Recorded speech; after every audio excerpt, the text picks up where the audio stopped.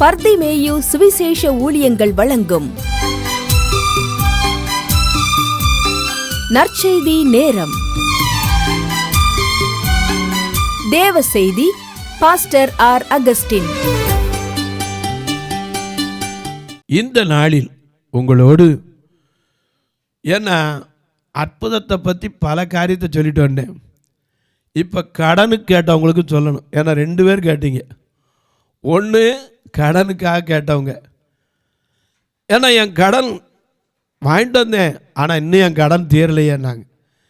இந்த கடன் தீர்வதற்கு ஐயா நாங்கள் என்ன செய்ய வேண்டும்? ஆண்டவருடைய வார்த்தையை கேட்டு அதுக்கு கீழ்ப்படியணும். ஒன்றுமே இல்லாமல் இருந்த பேதுருவை நிரம்பி வழியிற ஆசீர்வதித்தார். அப்படித்தானே? ஆண்டவருடைய வார்த்தைக்கு நாம் கீழ்ப்படியணும்.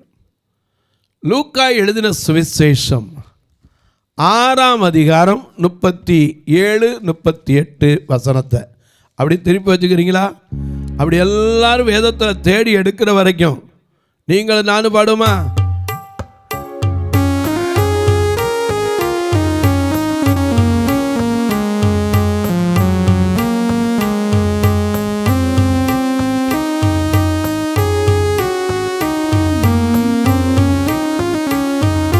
ஸ்தோத்திரம் ஏசுநாதா, உமக்கென்றும் ஸ்தோத்திரம் ஏசுநாதா. ஸ்தோத்திரம் ஏசுநாதா, உமக்கென்றும் ஸ்தோத்திரம் ஏசுநாதா. ஸ்தோத்திரம் செய்கிற நில்லடியாத்தீரு நாமத்தின் ஆதரவே. ஸ்தோத்திரம் செய்கிற நில்லடி நாமத்தின் ஆதரவே.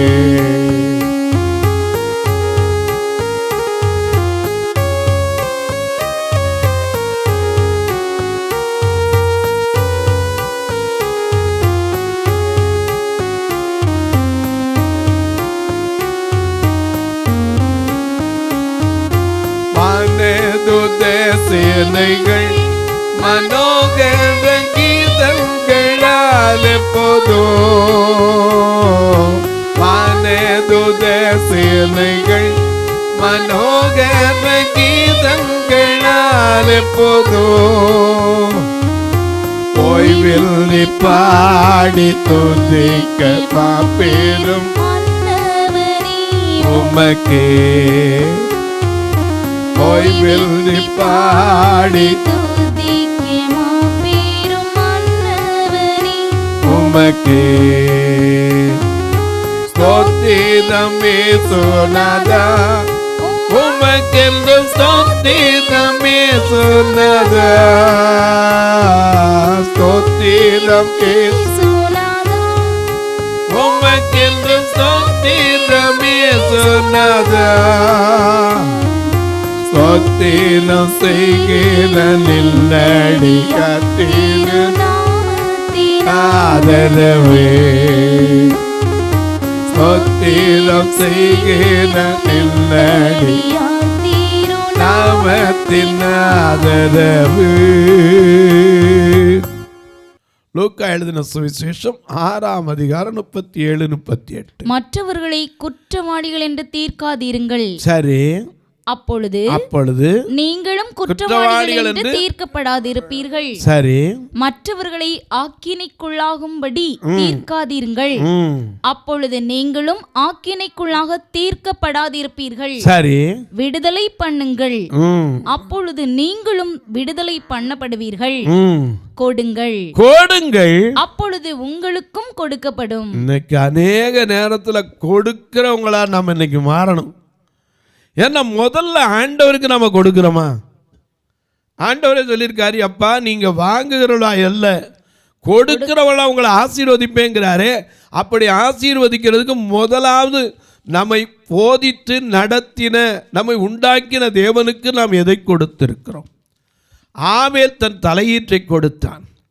ஆபிரகாம் தன்னுடைய ஒரே குமாரனான ஈசாக்க கூட கொடுக்க துணிந்தான் இல்லையா? நாம் இன்னைக்கு என்ன கொடுத்துருக்கிறோம்? ஒரு தூதன் கூட தன் எக்காலத்தினாலே ஊதி மகிழ்ந்தான். ஐயா, நாம் என்ன கொடுத்திருக்கிறோம்? ஆண்டவர் சொல்றார், கொடுங்கள் அப்பா. மக்கதோனியா சபையினர் தன் உபத்திரவத்திலும் மத்தியிலும் உதாரமாய் கொடுத்தார்கள். நீ கொடுக்கிறதுனால உனக்கு என்ன அப்படின்னா 112 சங்கீதம் 9 வாசிக்கிறோம், வாரி இறைத்தான், ஏழைகளுக்கு கொடுத்தான், அவன் நீதி என்றைக்கு நிற்கும். அந்த நீதி ஆண்டவர்கிட்ட பேசிக்கிட்டே இருக்கும். கொடுங்கள், அப்பொழுது கொடுக்கப்படும். நாம் இன்னைக்கு அநேக நேரங்களில் வாக்குத்தத்தத்தை பார்த்த உடனே நீ கடன் வாங்காதிருப்பாய், அநேகர் கொடுப்பாயின உடனே முதல்ல நம்ம கடன் தீர்றதுக்கு ஒரு வழி என்ன தெரியுமா? ஆண்டவர் கொடுக்கணும். நீதிமொழிகள் 19:17 வாசிக்கிறோம், ஏழைக்கு இறங்குகிறவன் கர்த்தருக்கு கடன் கொடுக்கிறான். ஆமா, அவர் 1-2 கொடுக்க மாட்டாரு. எப்படி கொடுப்பாராம்? வாசிங்க அந்த முழுசா வசனத்தை. ஏழைக்கு இறங்குகிறவன் கர்த்தருக்கு கடன் கொடுக்கிறான், அவன் கொடுத்ததை அவர் திரும்ப கொடுப்பார். அவர் திரும்ப கொடுப்பார். ஏன்னா நீ ஆண்டவருக்காக கொடுத்தேனா அவர் திரும்ப கொடுப்பார். அது எப்படி கொடுப்பாரா? ஆமைக்கு குலுக்கி சரிந்து விழும்படி அளந்து மடியில போடுவாங்க. ஆனா நமக்கு இன்னைக்கு கொடுக்கிறவளா இன்னும் மாறி இருக்கமா? கடன் வாங்கினா கொடுக்கணும் அது. ஆனா ஆண்டவருக்கு, நம்மை கொடுத்தவருக்கு, ஆசீர்வதித்தவருக்கு, நமக்கு செய்ய பலனை தந்தவருக்கு, ஜீவனை தந்து தயவு பாராட்டி நம்முடைய பராமரிப்பினாலே காப்பாற்றினவருக்கு நம்ம என்ன கொடுத்துருக்கிறோம்? அந்நாள் ஒரு பிள்ளையவே கொடுத்தா, இன்னைக்கு நாம் என்ன கொடுத்துருக்குறோம்? காணிக்க போடன்னா முதல்ல சில்லறை மாற்றி வச்சுட்டு போகிறோம். விதவைட்ட 2 காசு அவட்ட இருந்ததே அவ்வளோதான், அதை போட்டான்.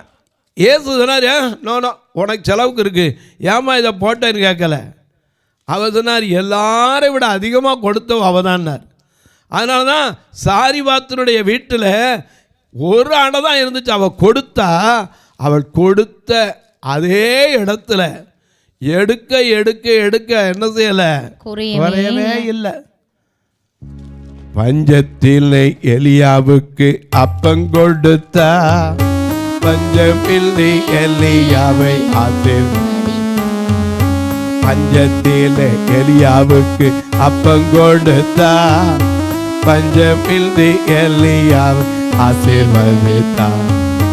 பஞ்சம் தீரும் வரை அந்த விதவை வீட்டில், பஞ்சம் தீரும் வரை அந்த விதவை வீட்டில், பானையில் எண்ணெயும் மாவு குறையவில்லை, பானையில் எண்ணெயும் மாவு குறையவில்லை, எனக்காக யாவற்றையும் செய்பவரே, எனக்கு நீ பயமில்லை உலகினிலே, எனக்காக யாவற்றையும் செய்ததினால், எனக்காக யாவற்றையும் செய்ததினால், ரட்சிப்பின் பாத்திரம் ஏந்தி தொழுதிடுவேன், ரட்சிப்பின் பாத்திரம் ஏந்தி தொழுதிடுவேன். எனக்காக யாவையும் செய்தவரேங்கிறமே, அந்த செய்தவருக்கு நாம் என்ன செஞ்சிருக்கிறோம்? ஆண்டவர் கொடுக்கறதுலையே கரெக்டாக கொடுக்குறோமா? முதல்ல நம்ம கடன் வாரம் தீரன்னா ஆண்டவர் கொடுக்கறத கரெக்டாக கொடுக்கணும். அவர் கொடுத்தா அமைக்கி குலுக்கி சரிந்து விழும்படி தருவார். ஏன்னா அவரே சொல்லியிருக்கார். மல்கியா 3 பாருங்க. மல்கியா தீர்க்கதரிசியின் புஸ்தகம் 3 மனுஷன் தேவனை வஞ்சிக்கலாமா? நல்ல கேள்வி, இதுக்கு பதில் சொல்லுங்க. மனுஷன் தேவனை வஞ்சிக்கலாமா? நீங்களோ என்னை வஞ்சிக்கிறீர்கள். ஆண்டவரே சொல்றாரு. அப்ப என்ன செய்யறது? நீங்களோ என்னை வஞ்சிக்கிறீர்கள், எதிலே உம்மை வஞ்சித்தோம் என்கிறீர்கள். அப்படி செஞ்சு விட்டு கேட்குறீங்க, எதிலையா உம்மை வஞ்சித்தோம்? தசமபாகத்திலும் காணிக்கைகளின் தானே நீங்கள் சபிக்கப்பட்டவர்கள். ஜனத்தாராய நீங்கள் எல்லாரும் என்னை வஞ்சித்தீர்கள். எல்லாரும் என்னை வஞ்சித்தீர்கள்.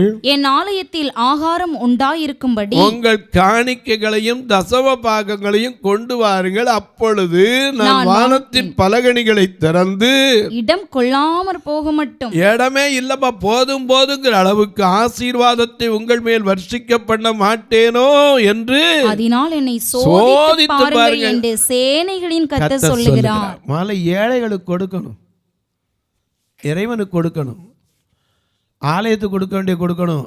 ஏன்னா வேத சட்டப்படி நம்ம 10% யாருக்குரியது? கர்த்தருக்குரியது. எத்தனை பேர் அந்த சம்பளம் வந்த உடனே 10% ஆண்டவருக்குரியதுன்னு எடுத்து வைக்கிறீங்க? அதன் பிறகு நீங்கள் ஏழை எளியோருக்கு செய்கிறதெல்லாம் அது பின்னாடி. ஏன்னா சமயம் வாய்த்தாலும் வாசிக்காட்டாலும் நம்ம சுவிசேஷத்தை இப்படி சொல்ல கடமைப்பட்டிருக்கோம். அது மாதிரி தர்மம் பண்ணுறதுக்கும் கடமை உண்டு. ஏழைகளுக்கு கொடுப்பது கடமை, கண்டிப்பாக கொடுக்கணும். ஆனால் தேவனுக்குரிய காரியம் அதை கூறு ஓடக்கூடாது. தசமம் பார்த்தா நீங்கள் எங்கே கொடுத்தாலும் ஒரே இடத்துல கொடுக்கணும். நீங்கள் அன்னைக்கு ஒருத்தர் கேட்டீங்க, நான் இந்த சபையை தான் கொடுக்கணும். அப்படி இல்லை, எங்கே உங்களுக்கு கர்த்தர் மனதில் எவராக அங்கே தாராளமாக கொடுங்க. ஆனால் அதில் கூறு போடாதீங்க. நான் என்னங்க ஒரு சம்பளம் வாங்குறேன், 60,000 வாங்குறேன், 6,000 ரூபா, இது 6க்கு அனுப்புகிறேன், அது சரி கிடையாது. எதுக்குனாலும் ஒன்றுக்கு கொடுங்க, ஆண்டவர் நிச்சயமாக அதை பார்த்து ஆசீர்வதிப்பார். ஏன்னா நீங்கள் 1000 கொடுத்தா அவங்க தசமமாக நினச்சி ஆண்டவரே 1000 எவ்வளவு, 10,000 வாங்கினா 1000 கொடுப்பீங்க, இதை போல் ஆசீர்வதிக்க ஜெபம் பண்ணாங்க. இவங்க இப்படி ஜெபம் பண்ணாங்க. ஆனால் கரெக்டாக நீங்கள் ஆண்டவர் கொடுத்து பாருங்கள், எங்கே கொடுத்தாலும் கர்த்தருடைய ஊழியத்தை தான் கொடுக்குறீங்க, கர்த்தருக்கு தான் கொடுக்குறீங்க.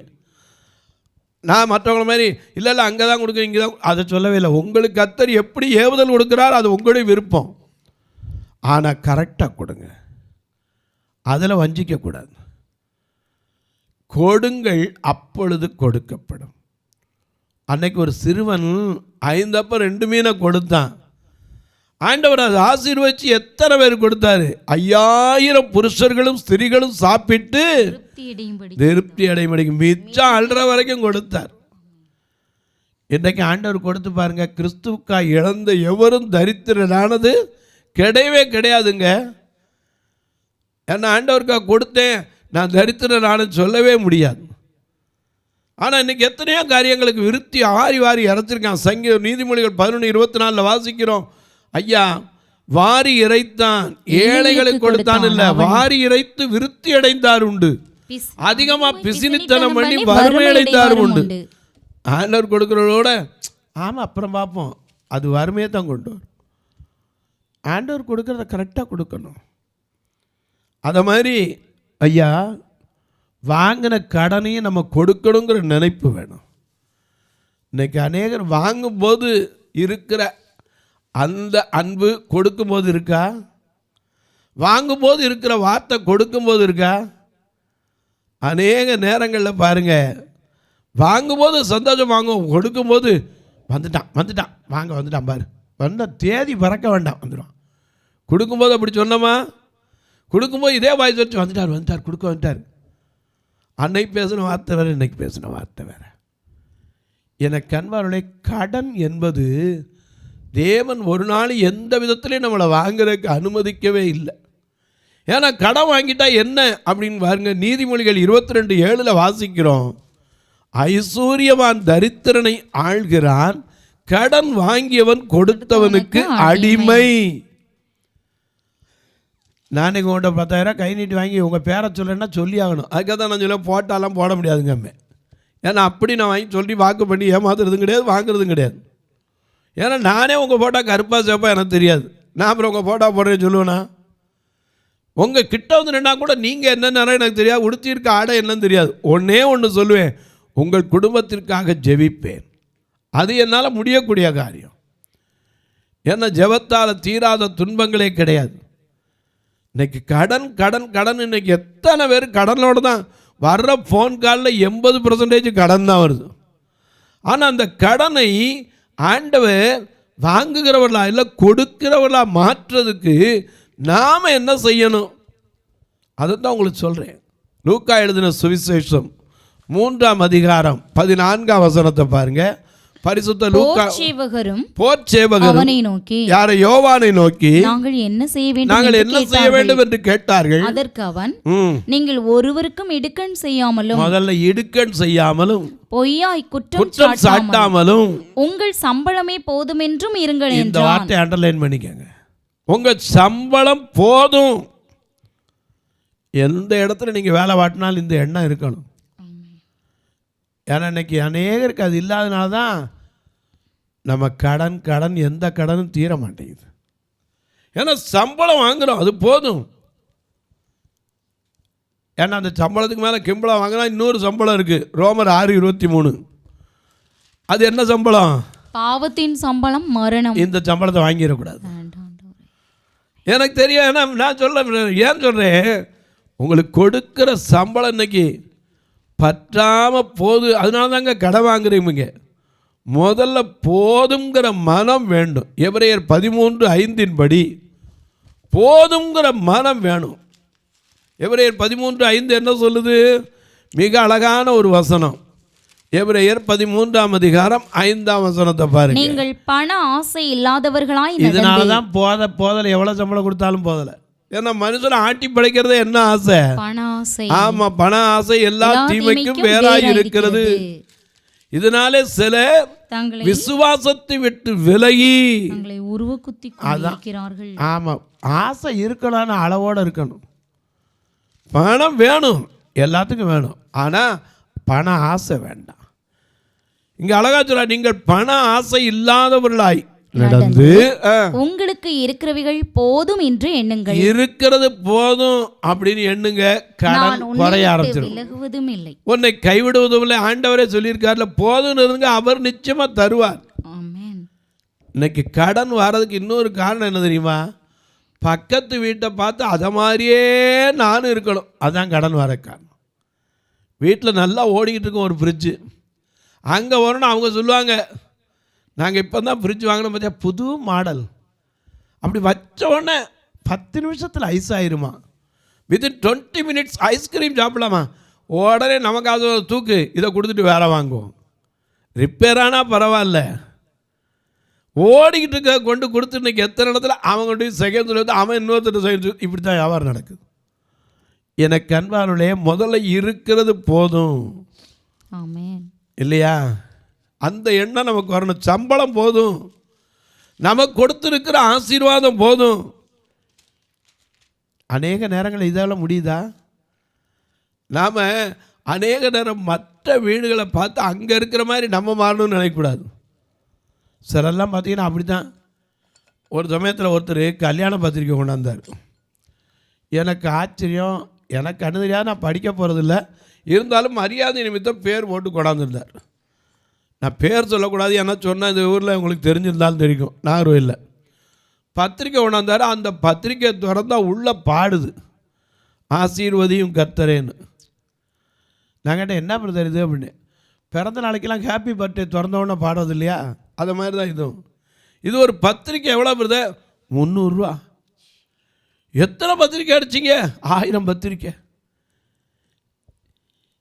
காசு கடன் தான் பிரதர். எதுக்கு? இன்னைக்கு கடன் மனித வாழ்க்கையில் நம்ம கொடுக்கலாம் சில திருத்தங்களை நமக்குள்ள செய்யணும். தேவையற்ற காரியங்களுக்கு நம்ம செலவிடுறதை குறைக்கணும். தவிர்க்கக்கூடிய காரியங்களை தவிர்க்கணும். தவிர்க்க முடியாத காரியத்துக்கு கடன் வாங்கலாம். ஆனால் தேவையற்ற காரியத்துக்கு இன்றைக்கி கடன் கொடுக்குறான்னு உடனே போய் கொடுங்க வாங்க, கொஞ்சம் கொஞ்சமாக தானே கட்ட போகிறோம். அது இஎம்ஐ வந்த காலம். சத்யாவுக்கு வாங்க, அப்படிமா வசந்தனுக்கு வாங்க, 1 ரூபா கொடுத்து டிவி இது ஏசியை தூக்கிட்டு போங்கம்மா. அதுக்கு பின்னாடி மாதம் மாதம் உனக்கு வைக்கிற செக்கு இதுதான். அநேக நாள் நமக்கு தெரியாது, 1 ரூபா தானே அன்னைக்கு தூக்கிட்டு வந்தோட மாட்டிடும். அதுக்கப்புறம் 12 மாதத்துக்கு அப்பா இதை வாங்கின பாருங்க, மாதம் மாதம் ஒன்றுமே செய்ய முடியலங்க. எதுக்கு? இருக்கிறது போதுங்கிற எண்ணம் நமக்குள்ள இருக்கா? ஆண்டவர்கிட்ட சொல்லுங்க, ஐயா என்ன தேவையோ எப்போ தேவையோ எங்களுக்கு தருவீங்க. நம்ம மற்றவங்களை பார்த்து ஒரு நாளும் அப்படி மாறணும்னு நினைக்கக்கூடாது. இன்றைக்கி நிறைய பேர் அப்படி தான். அவன் 5 லட்ச ரூபா கல்யாணம் பண்ண முடிச்சான். நான் என்ன குறைஞ்சவனா? நானும் பாரு கடன் வாங்கியா நடத்தி காட்டுறேன்னா இல்லையா பாரு. கடைசியில் 5 லட்சம் போட்டு மண்டபத்தை பிடிப்பீங்க. மொய் கணக்கு பண்ணி பார்த்தா 50,000 கூட உருப்படியாக வந்திருக்காது. இப்படிலாம் கணக்கு போட்டு செய்யாதீங்க. அதுதான் கடன் வர்றதுக்கு காரணம். இருக்கிறதுக்குள்ளே போதும், நம்மளால் என்ன முடியுமோ அதை செய்யணும். அநேக நேரங்களில் நம்ம கொடுக்கறதுல மாறாதுக்கு காரணம் அதுதான். நமக்கு எவ்வளோ வந்தாலும் பற்றலை ஸ்கேர்சிட்டி. போதும் என்ற மனம் வேணும். நம்ம கொடுக்குற சம்பளம் போதுங்கிற எண்ணம் வேணும்.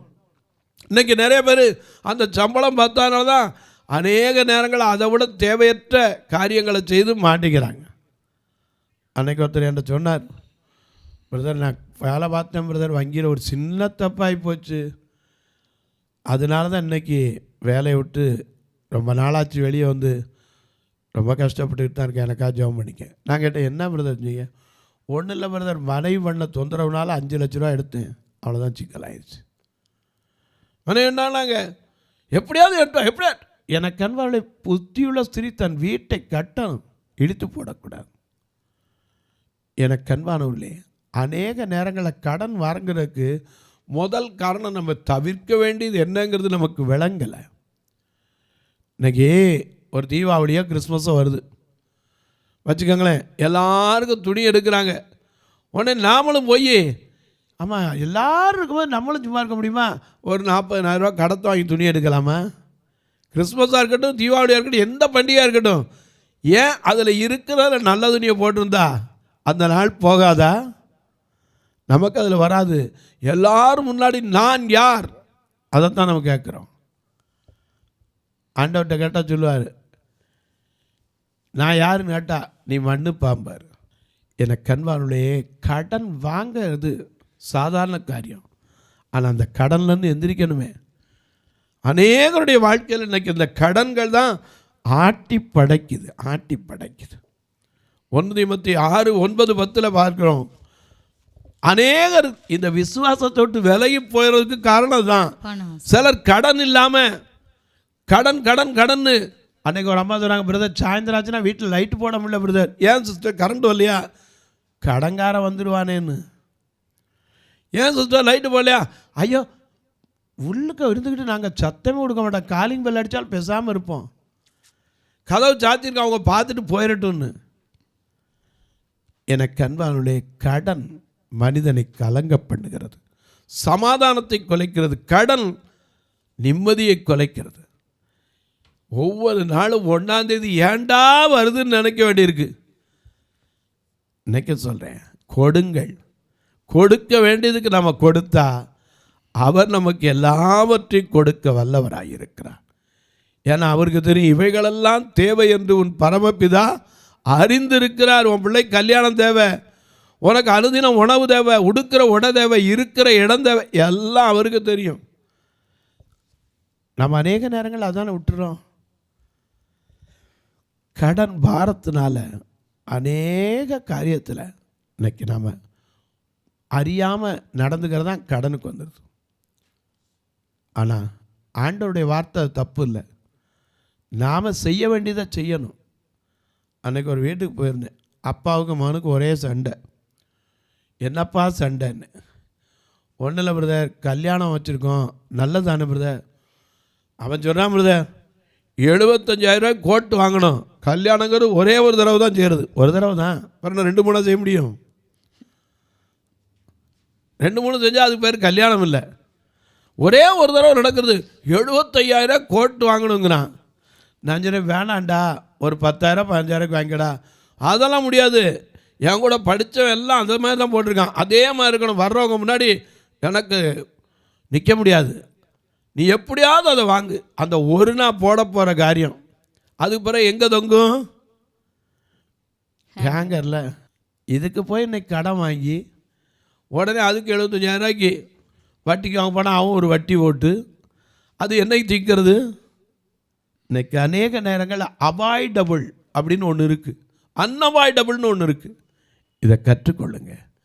கற்றுக்கொண்டா கடனை நீங்கள் அடைக்கிறது மட்டும் இல்லை, கொடுக்கிறவர்களாய் மாறிவிடுவீர்கள். தொலைக்காட்சியில் பார்க்கிற என் அன்பு மக்களே, இந்த நிகழ்ச்சியை நாள்தோறும் பார்க்குறீங்க, எத்தனையோ பேர் எத்தனையோ கேள்விகளை கேட்குறீங்க. தாராளமாக கேளுங்க, தப்பு இல்லை. ஆனால் நம்முடைய கடன் பாரம் நம்மளை அநேக நேரங்களில் சமாதானத்தை குலைக்கிற காரணம் என்ன தெரியுமா? நம்ம கற்றுக்கொள்ள வேண்டியதை கற்றுக்கொள்ளலை. கற்றுக்கொண்டால் எதுக்கு தேவை, எதுக்கு தேவையில்லை. ஏதோ ஒரு ஆப்ரேஷன் நான் இப்படி அவசரம் அப்படின்னா வாங்கலாம். ஆனால் தேவையில்லாமல் இன்றைக்கி எதுக்கு எடுத்தாலும் எல்லோரும் வாங்குறாங்க. இருக்கா இன்னைக்கு கடனை வாங்கிட்டு கிரெடிட் கார்டு இருக்குங்கிறதுக்காக எல்லா இடத்துலையும் பொருளை வாங்கிட்டு கடைசியில் கடனுக்கு பயந்து போகிறது. கர்த்தர் தீர்ப்பாரன்னா அவனை ரிசர்வ் பேங்க் ஆஃப் இந்தியா வச்சுருக்காரு. அவர் ஆசீர்வதிக்கிற தெய்வம், கோடா கோடி பெருகச் செய்கிற தெய்வம். ஆனால் கர்த்தருக்கே நம்ம கொடுக்க முடியாதே. கேட்டால் கடனுக்கு விடுத முதல்ல கடன்காரன் வரும் முன்னாலே அங்கே எல்லாத்தையும் வாங்கிடுறான், பிடிச்சிடுறாங்க. எப்படி கொடுக்க? கொடுங்கள், அப்பொழுது கொடுக்கப்படும். அவர் அமைக்கு குலிக்கு சரிந்து விழும்படி தருவார். ஆமென். தொலைக்காட்சியில் பார்க்கிறவர்களே, எத்தனை பேர் இன்னைக்கு கடனால் அவதிப்படுறீங்க? உங்களுக்காக நான் ஜெபிப்பதற்கு முன்ன சொல்கிறேன், இந்த நிகழ்ச்சியை பார்க்குற நீங்கள் கர்த்தருக்குன்னு தன்னால் இயன்றதை உபத்திரவத்தின் மத்தியில் உதாரமாய் கொடுத்த மக்கதோனியா சபையினரை போல கொடுத்து பாருங்க. கர்த்தர் நிச்சயமாக திரும்ப கொடுப்பார். அவர் கொடுத்ததை திரும்ப கொடுக்கிற தேவன். ஏழைகளுக்கு கொடுத்து பாருங்க, அதை திரும்ப கொடுப்பார். உபாகமம் 1:11 நீ இப்போது இருக்கிறதை பார்க்கலாம் 1000 மடங்கு உன்னை அதிகமாகும்படி பிதாக்களின் தேவன் சொல்லியபடியே உன்னை ஆசீர்வதிப்பார். இந்த நிகழ்ச்சியை பார்க்கிற நீங்கள் கர்த்தர் ஏவினா இதற்கென்று உதவலாம். பார்வையற்ற மக்களுக்கு ஒரு நாள் உணவு கொடுக்க வரலாம், ஒரு நாள் ஆத்து மக்களை அழைச்சி வர்றதுக்கு உதவலாம். ஏன்னா இவங்களெல்லாம் வாகனம் வச்சு தான் கூட்டிகிட்டு வருவேன். ஒரு வாரத்துக்கு 4000 ரூபா ஆகுது, ஒரு மாதம் 16000 ரூபா. ஆத்துமா ஆதாயத்தில் ஞான் ஒரு தாகம் உள்ளவங்க, ஐயா நான் இந்த மாதம் முழுக்க பார்வையில் அவங்கள கூப்பிட்டு வந்து ஆலயத்துக்கு உட்கார வைக்கிறதுக்கு ஏன் பொறுப்பு அப்படின்னு கர்த்தர் உங்களை ஏவினார். ஒரு நாள் உணவு கொடுக்க உதவலாம், ஊன்றுகோல் கொடுக்க உதவலாம், கட்டுமான பணிக்கு உதவலாம், தொலைக்காட்சி நிகழ்ச்சிக்கு உதவலாம். கல்வி ஆண்டு இதில் பார்வையற்றோருக்கு பிறந்த பிள்ளைகளுக்கு கல்விக்கென்று உதவலாம். எப்படி உதவ? 2 நம்பர் வந்துக்கிட்டே இருக்கு. இதில் ஜிபே உண்டு, ஃபோன்பே உண்டு. தாராளமாக அதில் தொடர்பு கொள்ளலாம். என்கிட்ட கேட்டால் உங்களுக்கு ஜெபக்காரி எது இருந்தாலும் தாராளமாக காலை 10லேருந்து 5க்குள்ளே சொல்லுங்கள், உங்களுக்காக ஜெபிப்பேன். இப்போ ஜெபிக்கட்டுமா? நல்ல பிதாவே, நீயோ கடன் வாங்காதிருப்பாய், அநேக ஜாதிகளுக்கு கொடுப்பாய். அநேக ஜாதிகளுக்கு கொடுக்கிறவனாய் மாறுவதற்கு நாங்கள் செய்ய வேண்டியது என்ன? எங்களுக்குள் இருக்கிற அந்த அறியாமை என்கிறதை நாங்கள் அறிய வேண்டும் சுவாமி. என் ஜனங்கள் அறிவில்லாமையினால் சங்காரமாகிறாள். எது தேவையற்றது, எது தேவை என்பதை அறிந்து ஞானத்தோடு நடக்க ஒவ்வொருவருக்கும் ஞானமுள்ள இருதயத்தை தார். இயேசுவின் நாமத்தில் ஜெபிக்கிறேன் நல்ல பிதாவே, ஆமென். சபை ஆராதனை ஞாயிறு காலை 10 மணி முதல் 12 மணி வரை. இடம் பர்திமேயு சுவிசேஷ ஆலயம், அன்னை சத்யா நகர், இளமனூர் அஞ்சல், சக்கிமங்கலம் வழி, மதுரை மாவட்டம். பின்கோட் 625201 மற்றும் பர்திமேயு சுவிசேஷ ஜெப வீடு, flat number 107, Eden garden, Muthur, Tirunelveli. Pincode 627011. சிறப்பு உபவாச கூட்டம் ஒவ்வொரு மாதமும் 2வது சனிக்கிழமை காலை 10 மணி முதல் 1 மணி வரை நாகர்கோவில் YMCA ஹாலில் வைத்து நடைபெறுகிறது. மற்றும் ஒவ்வொரு மாதமும் 4வது சனிக்கிழமை காலை 10 மணி முதல் 1 மணி வரை திருநெல்வேலி புதிய பேருந்து நிலையம் அருகில் உள்ள கிரேஸ் ஹாலில் வைத்து நடைபெறுகிறது. எங்கள் எல்லா ஆராதனைகளிலும் கலந்து கொண்டு தேவனை மகிமைப்படுத்த அன்பாய் அழைக்கிறோம். உங்கள் உதாரத்துவமான காணிக்கைகளினால் இவ்வூழியத்தை தாங்க விரும்பினால் R Augustin, account number 5021364331, IFSC code IDIB 000B066, Indian Bank, BP Kulam, Madurai. GPay number 9842181917, BGM ministries மற்றும் 9442559772, பிளைண்ட் மினிஸ்ட்ரீஸ் அகஸ்டின். உங்கள் தொடர்புக்கு பாஸ்டர் ஆர் அகஸ்டின், பர்திமேயு சுவிசேஷ ஊழியங்கள், நாகமலை, புதுக்கோட்டை, மதுரை 625019. தொலைபேசி எண்கள் 9842181917 மற்றும் 9442559772. கர்த்தர் தாமே உங்களை ஆசீர்வதிப்பாராக.